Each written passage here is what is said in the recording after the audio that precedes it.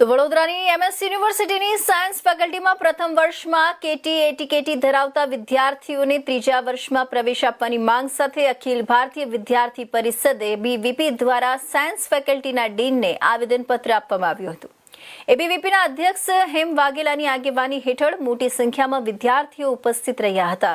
વિદ્યાર્થીઓના શૈક્ષણિક હિતને ધ્યાનમાં રાખી યોગ્ય નિર્ણય લેવામાં આવે તેવી માંગ સાથે આ રજૂઆત કરવામાં આવી હતી। નમસ્તે।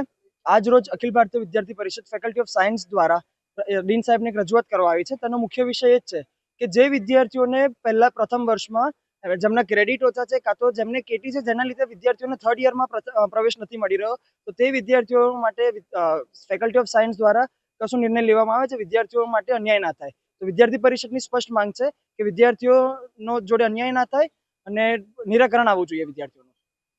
વેદ ત્રિવેદી, એમએસ યુનિવર્સિટી અધ્યક્ષ, એબીવીપી। નમસ્તે, હું હેમ વાઘેલા, ફેકલ્ટી ઓફ સાયન્સ અધ્યક્ષ, એબીવીપી।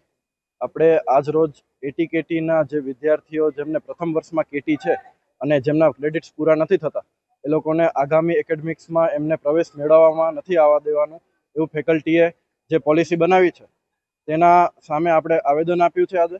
અને જે ફીસ પોર્ટલને જે હમણાં નથી ખુલતા એનું જે ઇસ્યુને લઈને છે એનું આવેદન આપ્યું છે આજે અખિલ ભારતીય વિદ્યાર્થી પરિષદ।